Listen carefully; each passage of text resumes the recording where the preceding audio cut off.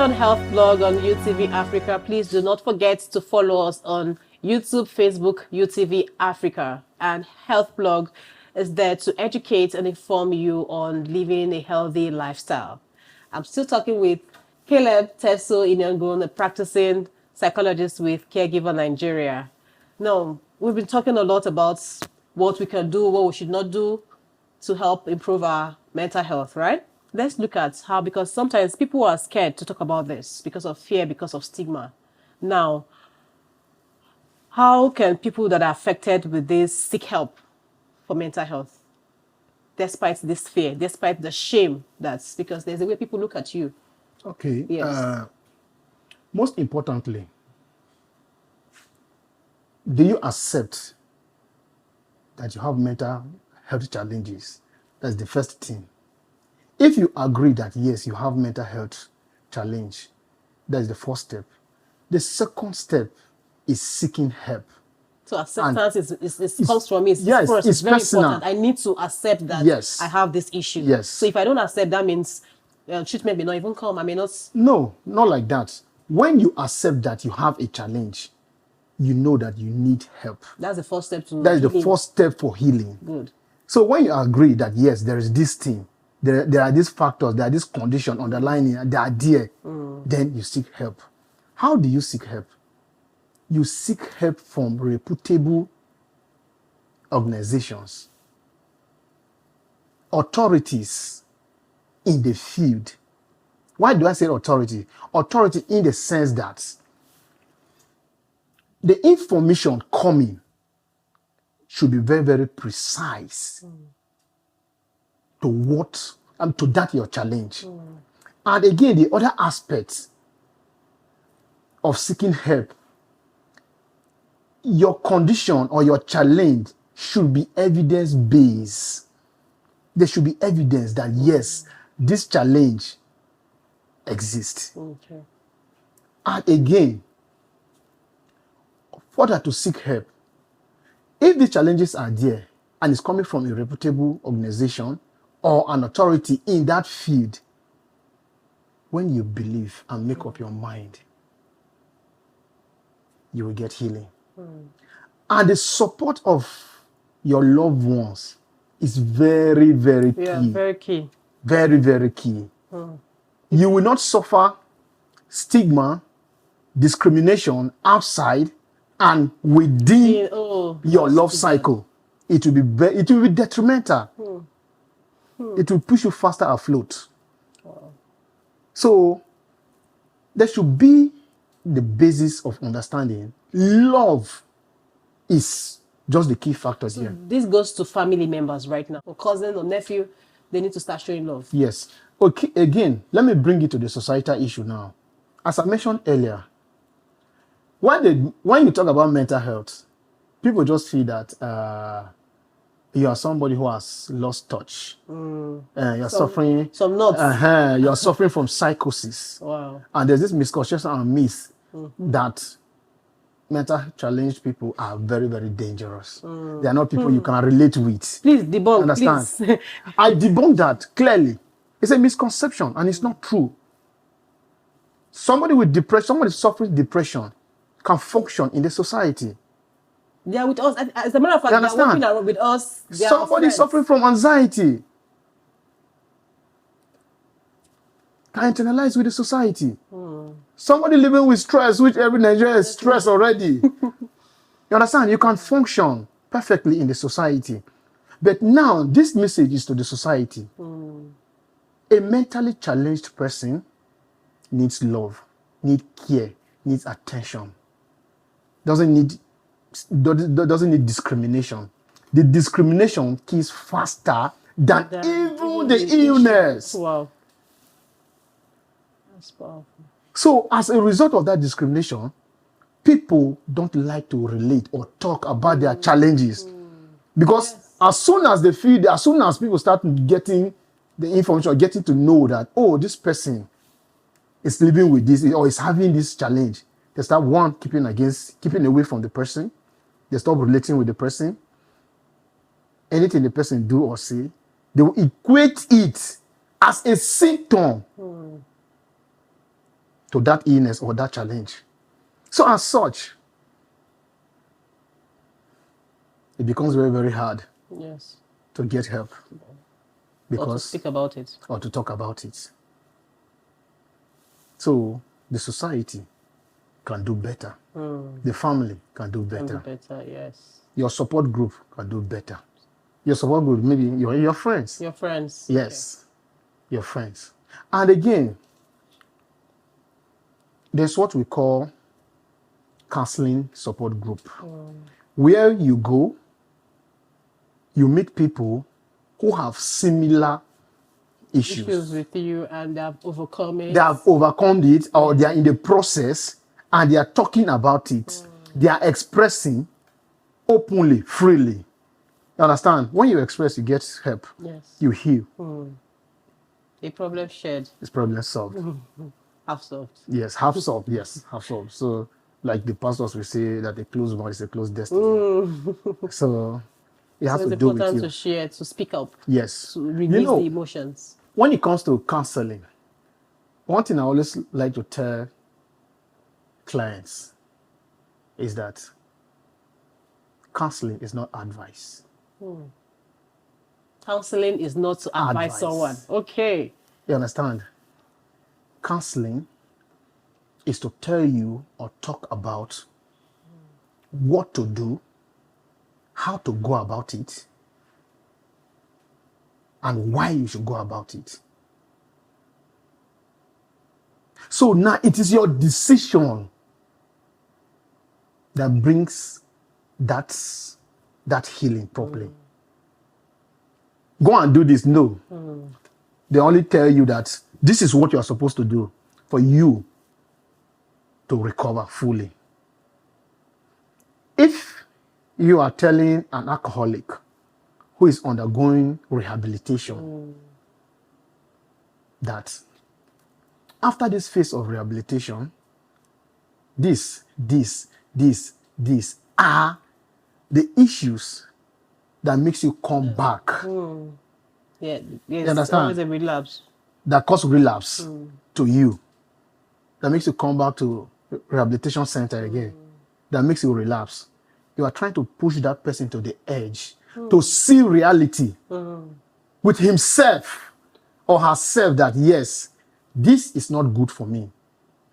This is good for me. You understand? So it's not advice. You make that decision yourself. Okay. Thank you. All right. Thank you very much. All right. Let's look at, you talked about, okay, there are different types of stress and all that. I don't know if the stress, the stress should vary. There are stress, I believe there are stress that would not threaten your life. Yes, Like of course. maybe the normal stress and all that. So talk to us about it. What's the difference between this stress and how can we manage our daily stress to protect our mental well-being? Okay. Talking about stress, every Nigerian is stressed. Stress is just a compound word for everybody. But stress has category. They are in phases.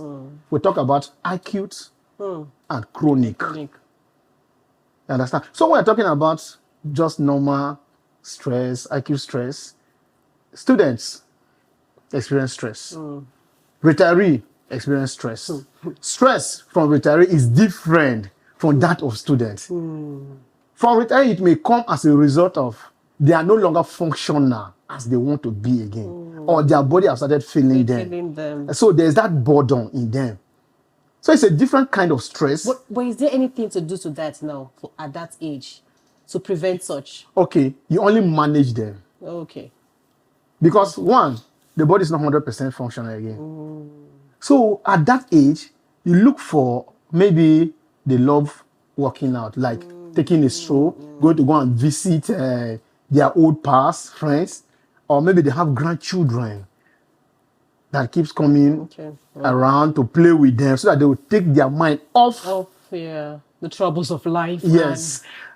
So now for a student, for a student now, a student is more concerned about let me have pocket money, eat, and go to school.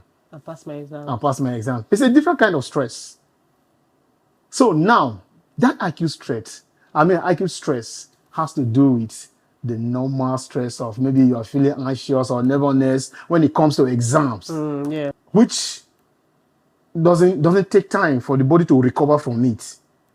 But we are talking about chronic stress. When I mentioned earlier, I told you about relationship troubles, family troubles, Exactly. financial issues. You understand? Those are the ones that move from one stage to another, one stage to another, one stage to another. And how does this stress move from one stage to another until it becomes a problem? How? Somebody that is battling financial challenge and doesn't have the ability to overcome it, you know that it's piling, it's piling, it's piling. Gradually, the person moves into high blood pressure. Oh. You get? So now, I made mention of dieting too earlier when it comes to stress. Let me tell you how stress affects our diet, or how our diet How does that affect? good, how our diet affects stress. There is a hormone that is released in the body. It's called cortisol. It's responsible for craving and eating. So this cortisol, now when it is released as a result of stressors, you begin to desire some particular kind of food. Maybe you are desiring mostly fatty food. And the more you eat these things, gradually leads you to what? Obesity. Oh. And I made mention of stress can cause you diabetes. That craving that you desire sugary things, you want to eat so many sweet things. Any sweet thing you see, you take it, I'll take it. Gradually, it will move you to diabetes. It's a build-up. It's a build-up. So stress has different parameters. Okay. Before we go into maybe how to manage or how to prevent, let's you talked about our interaction with family members, friends can affect our mental health. So and conflict is inevitable. Yes, conflict is part of humanity. It's part of humanity. Yes, it makes the relationship stronger, better, or maybe a way. That is one that has been managed well. Yes. Right. So tell us, how can we just go into that? How can we prevent it from triggering maybe depression or anxiety or anything? Okay, let me bring you back to the African context, where automatically the firstborn, everything is weed to the firstborn. That is conflict already. Yes. Because the father and the mother belongs to everybody. But how come everything is weed automatically to the firstborn? You are the firstborn, you manage everything. That's a cultural you understand? problem, yeah. So good. As such, if such issues within the family are not properly managed, it becomes a very big issue. It becomes a stressor in the family. In such that the relationship becomes so toxic that normal siblings don't even see eye to eye again. Because this siblings rivalry. Serious one, strong one. Wow. Understand? So others will be taking side with this one takes side with this one. It becomes a faction within the family. When they love themselves from childhood, I think it's also a way to prevent it in the future. If they have good relationship from childhood. No. At a younger age, rather. They do. Siblings have good relationship when they grow up. But other factors come in as a result of maturity and search for livelihood and decision making. Very, very important. Yes. Okay, before we go on a short break, let's look at we talked about what money does to our mental health, financial issue and all that. We all know that money is a common problem or common worry for everyone, right? And it is a source of stress. Now, how can financial pressure impact our mental health, and what are the early signs we need to look out for? Are there any early signs that financial stress is affecting someone's, for instance, my emotional well-being? Yes. What can I do as a young person, as an older person, adult? What can I look out for? Okay, as a younger person, your parents always provide for you, so you don't feel the pressure. But when you start getting older, you are responsible for Take yourself. responsibility, yes. You take responsibility for yourself. And I mentioned earlier, your inability to be able to meet up with your basic things that you need makes you frustrated. So what are the signs I need to look out for to know that, okay, yes, this thing is, because I'm Continuous- just living my life. I'm saying, okay, yes, I don't have Mother's Day, but I don't know that unknowingly this is affecting my emotional well-being. Quick to anger. Quick to anger. Quick to anger. You might say something that is not supposed to be provocative. You understand? Something that normally you overlook, joke about it, but the responses you get, you might not be the trigger, but Lack of money. lack of money will trigger the person Okay. because it's an underlying issue. It's just waiting for an explosion. That's number one. Number two, excessive worry. What are you worrying about? And the Bible says, do not worry for anything. You Don't be understand? anxious. So that excessive worry is another factor. It's another trigger. It's another thing you look at. You want to do this, you want to do this, you want to do this, you want to do this. You are seeking validation because you saw your neighbor bought GLK today. You are worrying your full life. Your husband. You're must buy worrying your wife. own. You're worrying you understand? So that excessive worry is another factor. So we have to look out for that. Yes. 3, look out of discontentment. Not trying to live within Your means. your means. It's good to be optimistic, to Aspire for great aspire for things. something Yes. better, higher. But don't let it push you into desperation Yeah, not at the detriment of your mental health. It's that desperation that becomes a problem. You understand? Goal getting is very, very essential to life. It fosters you. I mean, it projects you. But don't make it extreme. That's why I told you earlier that all of us will need that bit of mental challenge to function properly in the society. Yes, yeah. Because who will tell me that they don't get angry? Who will tell me that they don't feel irritated? They don't get nervous. They don't feel anxious. You're not worried. Or you're not worried. You understand? And these are factors that contribute to mental health. Some of these factors are under depression, some are under stress, and some are under anxiety. You understand? Anxiety, you know what anxiety is? Fear of tomorrow.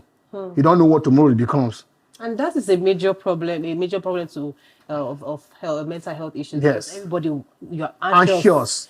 You are scared. There's this Yeah. fear in everybody. There's this fear. Both children want to pass their exams because their parents might be so angry with them at home, and it's a whole lot. They are competitive in their head with themselves. See, this thing starts from, that's why I told her that it's a gradual build-up. In the class, they're competing against themselves. I want to be the best. I want to be the best. I want to be the best. So when they don't become the best, Even the parents will put the stress on them. And they will tell you that, like my father, my late father of blessed memory, he told me that when I was in JS2, the school I attended, you would get 45% average, pass maths and English before you would promote. I got 45% average, pass English, and I failed mathematics. When I brought my result home, my father yelled at me and asked me that, how can you tell me that you cannot pass common arithmetic? You understand? Then that's the word they didn't use mathematics. This is arithmetic, yeah. How can you tell me that you cannot pass common arithmetic? You understand? So it's underlining. And that has led a lot of young people to depression and a whole lot. And Even again, substance abuse. It has, you see, when it comes to the younger generation, I talk with so much reservation. I talk with so much reservation because so many things are not obtainable in the current generation. And in our society. The current generation, issues of discipline, You hardly get it now. I was disciplined in school. My parents disciplined me. The society will discipline you. will discipline you. You're a child of everyone. You're a child of Community everyone. owns you. Thank you very much. You're a child of everyone. But some of those things are not obtainable. So, and it's leading young people into different things. Into different things. Because they will tell you that I own my life. Yeah. What I do it's none of your business. So now, the earthly ones who are supposed to be role models in the society have withdrawn because of avoidance of insult from Gen Zs and from the current generation. You understand? And Generation Alpha. Yes. They will tell you that go and talk to your child. Your child is doing the same thing. Yes. When you try to caution another man's child, or when you caution another man's child, you will see heaven and earth will come down. They will bring everything to. Even the parents of the child would even come. That's what I'm saying. They will go to school to attack their teachers. And we're losing our value in the society. So good. So as a result, when it comes to this generation, I'm reserved. Yeah. I'm reserved because so much is going wrong. It's going wrong. Has gone wrong. And there's so much decay. Yes. And do you know one funny thing? Is that decay that the generation uphold. Non-communicable diseases, NCDs, such as heart diseases, diabetes, and cancer now accounts for about 70% of all global deaths, with 80% of these deaths occurring in low and middle-income countries. Welcome to Health Blog, where knowledge meets action. I might come down with malaria. I have to wait until you're having one headache. So, as it's suppressing it, the organisms are multiplying. And every episode of this program will bring you insights from doctors, specialists, and experts who break down what really matters for your body, your mind, and overall well-being. From everyday simple wellness tips to life-saving health insights, Health Blog equips you with the knowledge and tools you need to stay healthier, happier, and smarter. My name is Nkechi Abon. Join me on every episode of Health Blog, only on Universal TV Africa. You're still watching Health Blog on UTV Africa, and I've been talking with a psychologist, a practicing psychologist with Caregiver Nigeria, and it's been mental issues, things that are affecting us knowingly and unknowingly. So let's look at not having proper sleep. How does that affect our mental health? Okay. Sleep is very, very important. It's fundamental.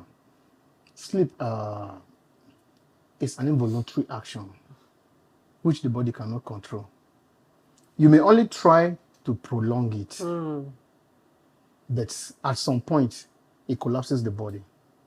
So to prolong or to postpone? To postpone it. But at some point, it collapses the body. Because today we are all busy. Everybody's lots of goals and targets. Okay, good. How do we manage that? How many hours do you think how many hours sleep do you think a child should have? An adult, a young person, adult, and the older people? Generally, 5 hours. Okay. Is good. And when you don't get enough sleep, there's this discomfort. There's this poor decision making.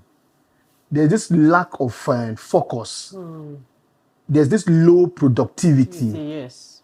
There's this low output in everything you do. There's lack of concentration because something is missing. The body is not relaxed. You understand? The body is not 100% at its normal functioning. So sleep is very, very important. And again, as such, lack of sleep or reduction in sleep leads to sleep disturbances. And those kind of disturbances may push you into poor decision making. Irritability are symptoms when you don't get enough sleep.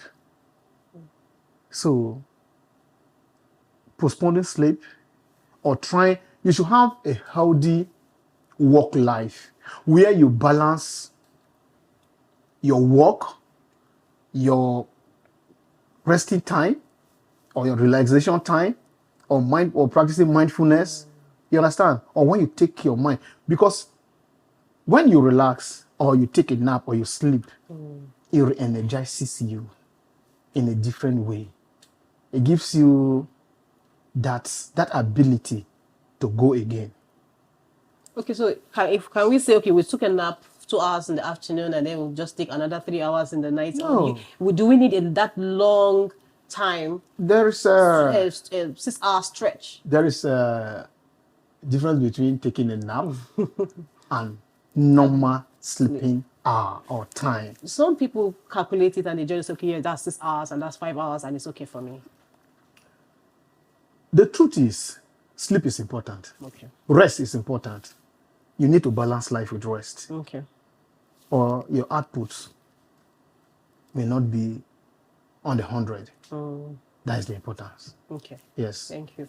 Let's look at, so we're already coming to the end of the program. Let's look at how to build resilience. You've talked about different things that affect us. How can we cope? We have the social media for the young people, everyone, a lot of things adding to becoming stressors in our life, right? So how can one build resilience? What am I supposed to do that means building coping mechanism that will help strengthen a healthy mental health? Okay. I'll just list them. Okay. Number one, the first thing that will help you build resilience is how to cope and understand that thing, that factor that is a stressor to you. Understanding it give you a balance, how you are going to balance it with, for instance, now a worker who works who doesn't get enough rest, doesn't have time, has a better itinerary of his own on how to balance work and sleep, or work and rest, or work and relaxation. Number two, another coping mechanism, you will form an intentional habit. Intentional habit. And what is that habit? It might be that maybe it's exercise. Some is yoga. Okay, so let's quickly look at, for instance, I'm at home and yes, you said it is important to understand the issue, the stressor, what is causing it. But if I'm at home and I'm trying to manage it, when should I seek for help? When is that time you say, okay, when should I say I need help?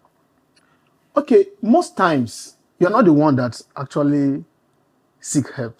People seek help on your behalf because they try to see you derailing from the normal behavior to an abnormal behavior.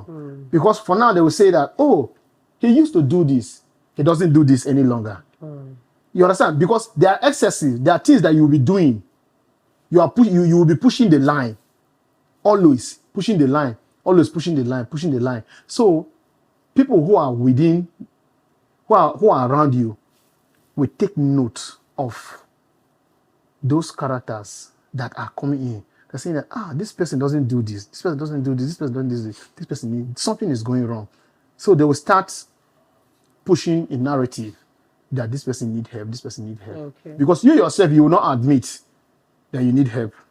Because you will not know. You will feel that you are coping, you are doing everything, okay, you are moving, okay, but actually you are losing it. So it's very, very important. Okay. So family play a vital role to... Not just family alone. The society has a role. Yourself, you have a role. Your role is to maybe learn coping strategy, or maybe the things that you feel that they might push you to the line, abstain from them. Avoid them, yes. Yes, abstain from them, keep away from them. Okay. All right, let's have your final word to someone watching out there. Okay. What do you have to say to the person that is depressed, anxious, stressed, or having mental health issue? Okay, to every other person out there, having mental health challenge is not the end of life. It's not the end of life, because even with your mental health challenge, you can still function in the society. But it is very, very important that when issues like this arise, or when these challenges come up, you should seek help, seek assistance. You should recognize that, yes, there are these challenges, accept it, and seek help. As such, you will heal better. Thank you very much for coming on the program. You're It's good to welcome. have you. Thank you for enlightening us. And that brings us to the end of the program Health Blog. You've heard it all.